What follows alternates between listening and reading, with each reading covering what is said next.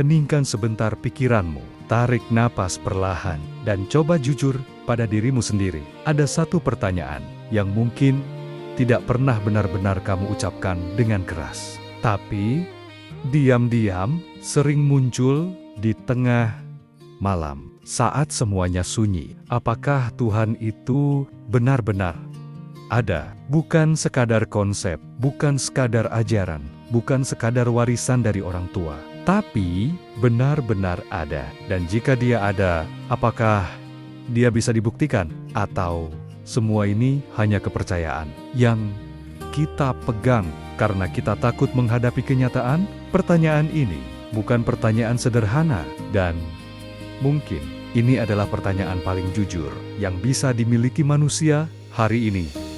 Kita hidup di zaman yang berbeda, zaman di mana segala sesuatu harus punya bukti, harus bisa diuji, harus bisa diukur.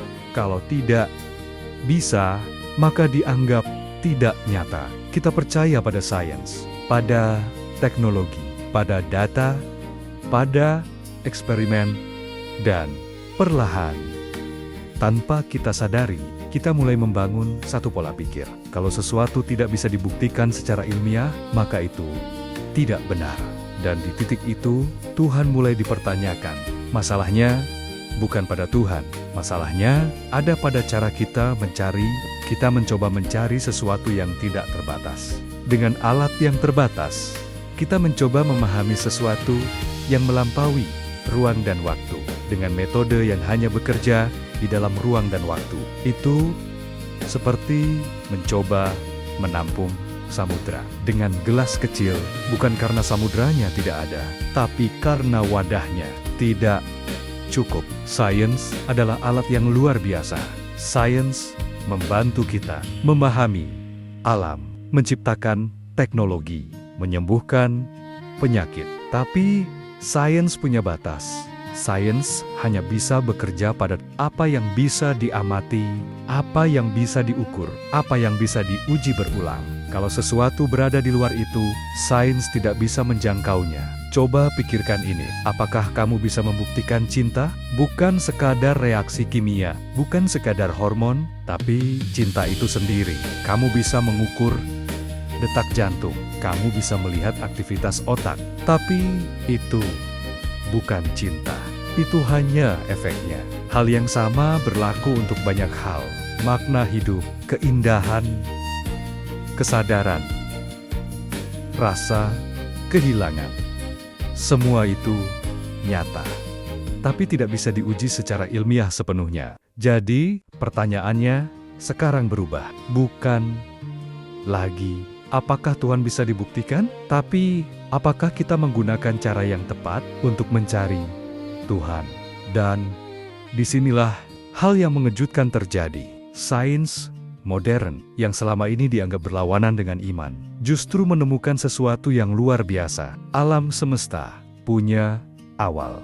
Melalui Big Bang teori, para ilmuwan menemukan bahwa waktu dimulai, ruang dimulai, materi dimulai. Segala sesuatu yang ada sekarang pernah tidak ada, sekarang berhenti sebentar. Pikirkan ini perlahan. Jika sesuatu memiliki awal, maka sesuatu harus memulainya. Ini bukan soal agama, ini soal logika. Karena sesuatu tidak bisa muncul dari ketiadaan mutlak. Kalau benar-benar tidak ada apa-apa, maka tidak akan pernah ada apa-apa. Jadi, apa yang memulai alam semesta? Apa yang menyebabkan Big Bang? Dan disinilah sains mulai diam. Dan di titik ini, sesuatu yang aneh mulai terjadi. Sains yang selama ini terlihat begitu kuat, begitu pasti, begitu meyakinkan, perlahan mulai kehilangan jawabannya. Bukan karena sains salah, bukan karena sains gagal, tapi karena pertanyaan yang kita hadapi lebih besar daripada alat yang kita miliki. Sains bisa menjelaskan bagaimana bintang terbentuk, bagaimana galaksi bergerak, bagaimana hukum fisika bekerja. Tapi ketika kita sampai pada pertanyaan, mengapa semua ini ada? Sains tidak punya jawaban pasti. Sains sangat hebat dalam menjawab bagaimana alam semesta berkembang, bagaimana kehidupan terbentuk, bagaimana tubuh manusia bekerja. Tapi ada satu pertanyaan yang berbeda. Mengapa ada sesuatu daripada tidak ada apa-apa? Mengapa hukum alam begitu teratur? Mengapa hidup ini terasa punya makna? Dan untuk pertanyaan, mengapa sains mulai mencapai batasnya? Sekarang bayangkan ini, alam semesta ini tidak hanya ada, tapi diatur dengan sangat presisi. Jika gravitasi sedikit lebih kuat, bintang tidak akan terbentuk dengan benar. Jika sedikit lebih lemah, galaksi tidak akan pernah ada. Jika jarak bumi ke matahari berubah sedikit saja, kehidupan tidak akan mungkin ada. Jika konstanta fisika berubah sedikit saja, alam semesta akan runtuh atau tidak pernah terbentuk. Ini bukan sekadar kebetulan kecil. Ini presisi yang luar biasa. Dan fenomena ini dikenal sebagai fine-tuning of the universe. Sekarang, jujur saja, ketika kamu melihat sesuatu yang sangat teratur, sangat presisi, sangat kompleks, apa yang biasanya kamu pikirkan? Ini kebetulan atau ini dirancang? Karena dalam kehidupan sehari-hari, kita tahu satu hal, keteraturan hampir selalu berasal dari kecerdasan. Sekarang kita turun lebih dalam, ke dalam diri kita sendiri, ke sesuatu yang tidak bisa kita lihat langsung, tapi menentukan siapa kita. DNA.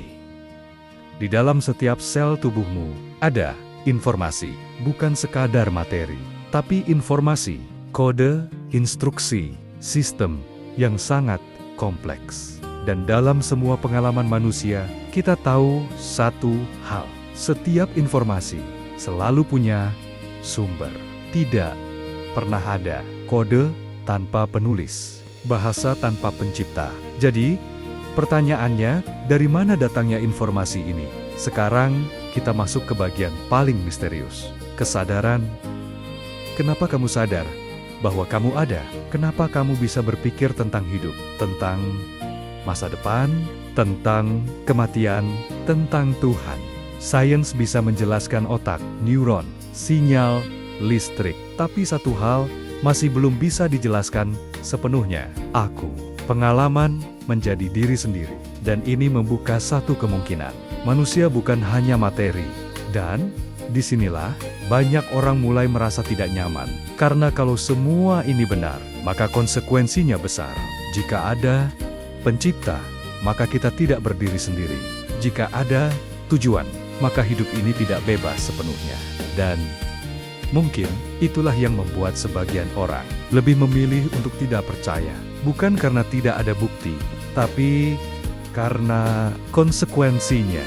Jadi, mungkin pertanyaannya bukan lagi apakah Tuhan bisa dibuktikan, tapi apakah kita mau menerima jika bukti itu mengarah kepada Tuhan? Karena terkadang yang kita butuhkan bukan bukti tambahan, tapi kejujuran. Kejujuran untuk mengakui bahwa mungkin selama ini kita tidak benar-benar mencari kebenaran. Kita hanya mencari apa yang ingin kita dengar.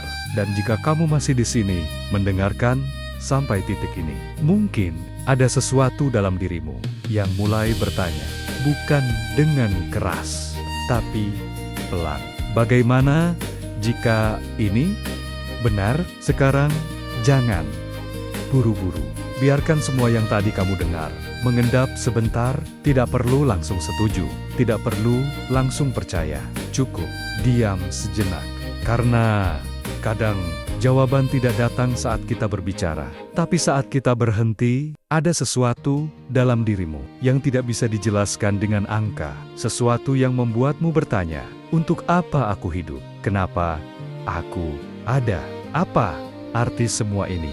Dan pertanyaan-pertanyaan itu tidak pernah benar-benar hilang.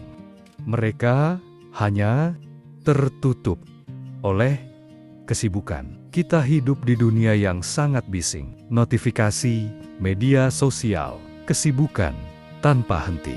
Dan tanpa sadar, kita menghindari satu hal, keheningan. karena dalam keheningan, pertanyaan-pertanyaan itu kembali.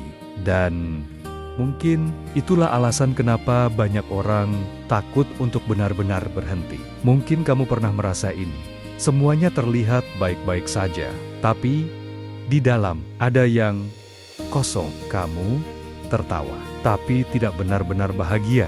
Kamu sibuk, tapi tidak benar-benar hidup. Dan kamu tidak tahu kenapa.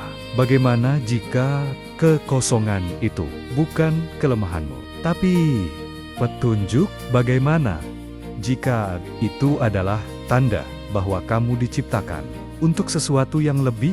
Selama ini, mungkin kita mencoba memahami Tuhan seperti kita memahami benda. Kita ingin mengukur, menguji, memastikan. Tapi, bagaimana jika Tuhan bukan objek yang harus dibuktikan, melainkan pribadi yang ingin dikenal? Kamu tidak membuktikan seseorang untuk mengenalnya. Kamu berbicara, kamu membuka diri, kamu memberi kesempatan. Dan mungkin itu juga cara untuk mengenal Tuhan, bukan dengan eksperimen, bukan dengan debat, tapi dengan satu langkah kecil yang sangat sederhana. Berbicara, walaupun kamu belum yakin, walaupun kamu masih ragu, kamu bisa mulai dengan Tuhan. Kalau engkau ada, aku ingin mengenalmu. Tidak perlu kata-kata indah, tidak perlu sempurna, cukup jujur. Mungkin kamu takut kalau ternyata ini semua benar. Takut kalau hidupmu harus berubah. Takut kehilangan kendali. Dan itu wajar. Karena menemukan kebenaran seringkali mengubah segalanya.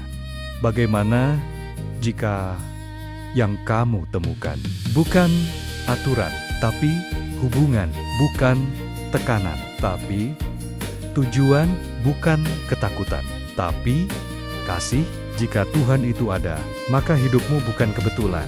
Kamu tidak hadir di dunia ini secara acak. Ada maksud, ada tujuan. Dan mungkin selama ini kamu hanya belum menemukannya. Karena pada akhirnya pertanyaan tentang Tuhan bukan hanya tentang alam semesta, tapi tentang kamu, tentang siapa kamu, tentang kenapa kamu ada, dan kemana kamu akan pergi. Sains bisa membawa kita jauh, sampai ke bintang, sampai ke awal waktu, tapi tidak bisa menjawab semuanya. Dan di titik itu, kita dihadapkan pada pilihan, tetap mencari, atau mulai membuka diri. Kamu tidak harus langsung percaya, tapi jangan juga langsung menutup diri, karena mungkin jawaban yang kamu cari tidak jauh.